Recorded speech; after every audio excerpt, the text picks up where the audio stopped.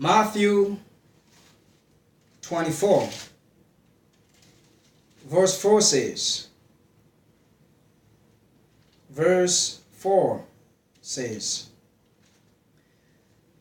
and Jesus answered them and said unto them, take heed that no man deceive you by any means. Take heed that no man deceive you by any means.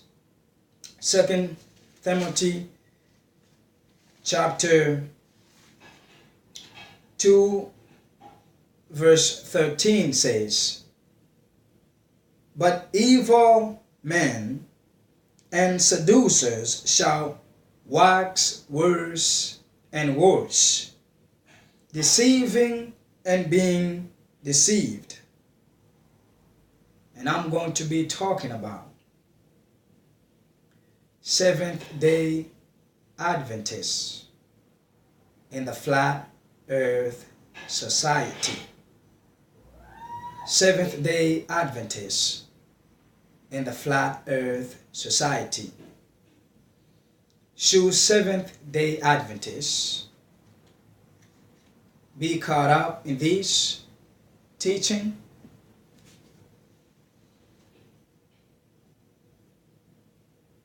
Whether the earth is round or flat, is that important? There is so much deception right now that's taking place in this world. And this is one of them that Satan is bringing up, especially in this final moments of this earth history, to try to keep the minds of men on these kind of teachings, the flat earth or round earth. It does not matter. So I'm going to tell you a brief history from their website, the Flat Earth Society website, the modern history, which dates back to 1800s. It says, the modern age of the Flat Earth Society dates back to the earlier 1800s, when it was founded by Samuel, an English inventor.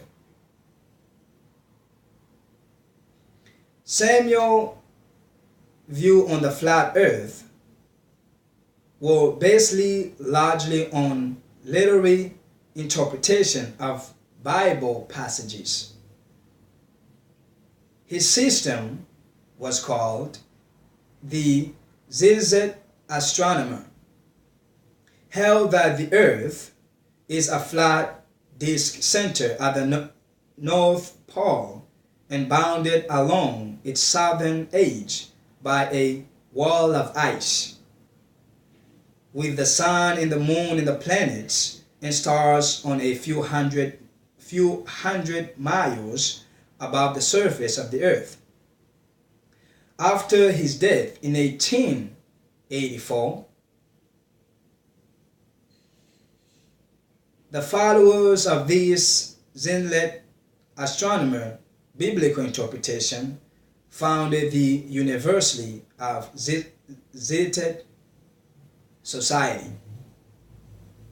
The flat earth theory spread throughout United States, largely in the town of Zion, Illinois, where Christian Catholic Apostolic Church founder John Alexander Dunn, and later was passed on to Wilbur Glenn, and he was promoted flat earth theory. And after, when he died in 1942, the church quickly disintegrated, flat earth remained in Zion, gradually becoming less popular in the 1950s. And then a few years, the International Flat Earth Society was formally founded in 1956 by Samuel Charton, a fellow of the Royal Astronomical Society and the Royal Geographical Society. And when he died in 1971, it was passed on to Charles Johnson. He became the president of the International Flat Earth Society. And Johnson actively and charismatically promoted the society, and over time its membership increased over to 3,000. And his wife Marjorie took an active role in the society as well, often contributing articles to the Flat Earth Society newsletter.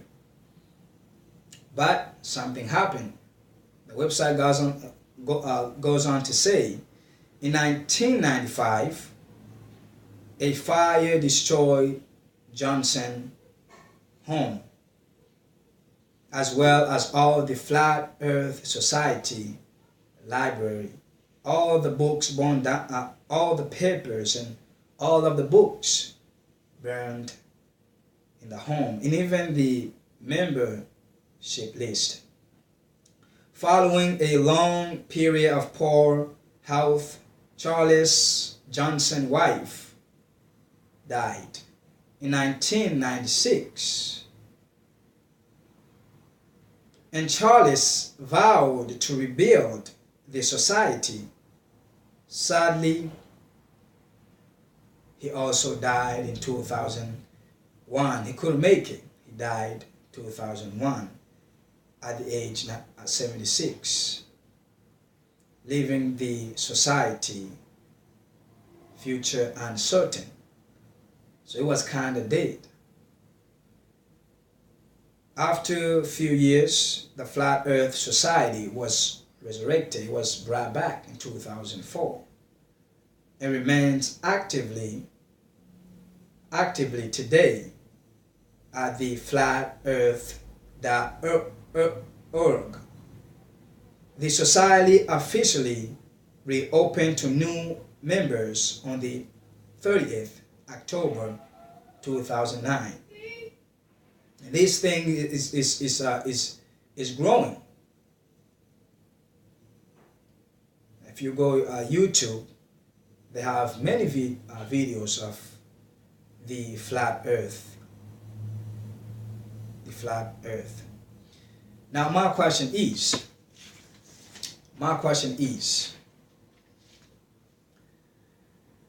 especially to Seventh-day Adventists.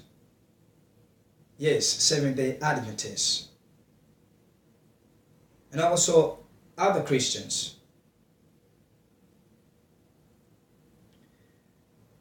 Is the flat earth or round earth, is this a salvation issue?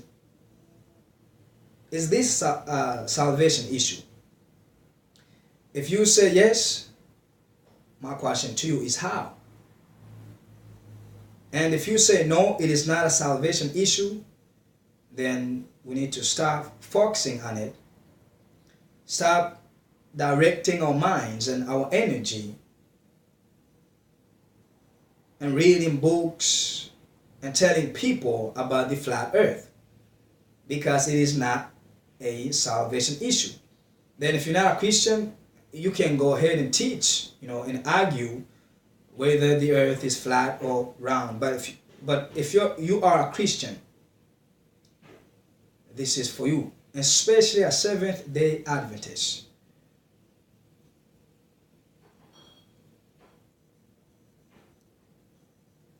Start focusing on this teaching.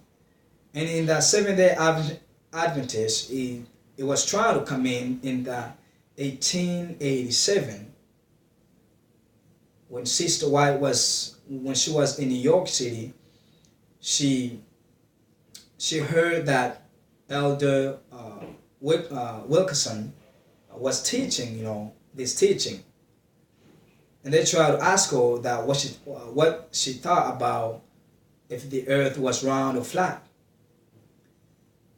And she wrote back to him and gave him a counsel that he should stop focusing on this teaching. She says Satan would have us dwell upon things that's not important. It is not important to focus on this teaching, because what this teaching does, it takes your mind from Jesus. It takes your mind from Jesus in the most holy place, and it keeps your mind upon this earth. But right now, we are living in the final moments of this earth history. It is no time for us at this moment to keep our minds on things that's not important.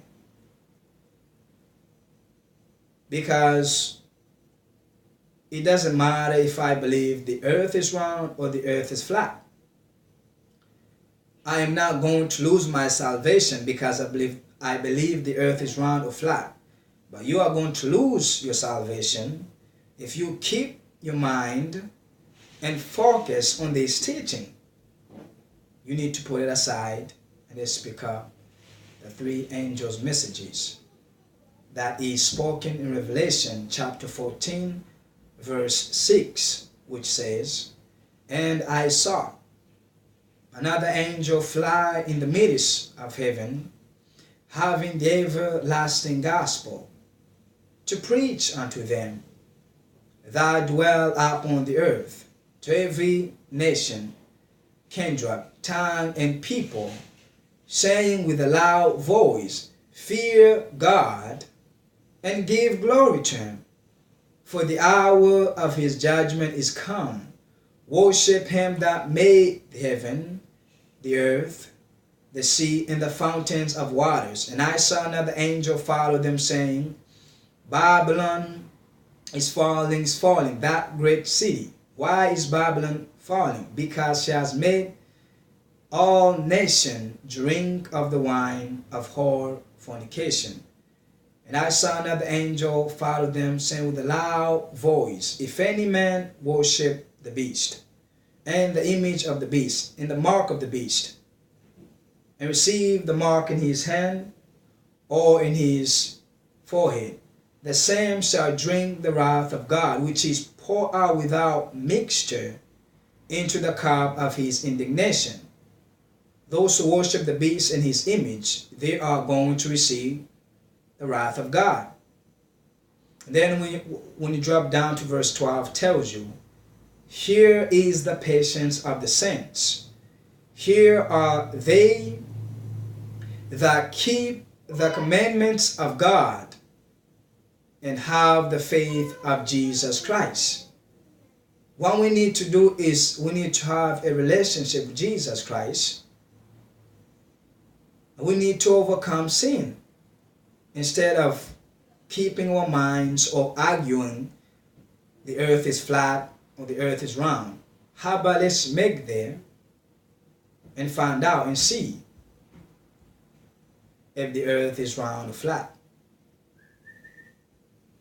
But what we need, especially God's people, Seventh-day Adventists, and even those Christians in other churches, it is no time to keep your mind on this flat earth society movement. It is useless, it's waste of time. I almost got deceived by it. I almost got deceived.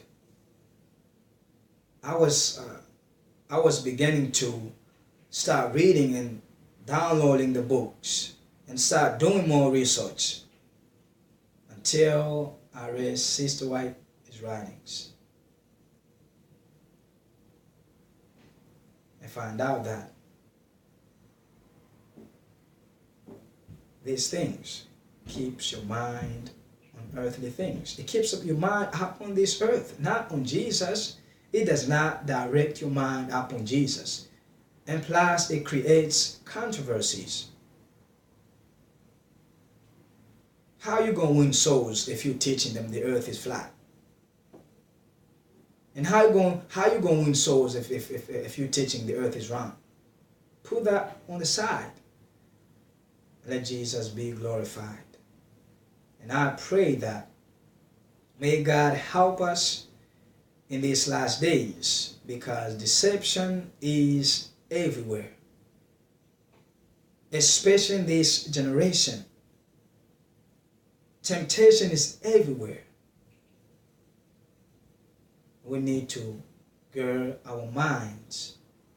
We need to put on the whole armor of God, because evil days are ahead of us.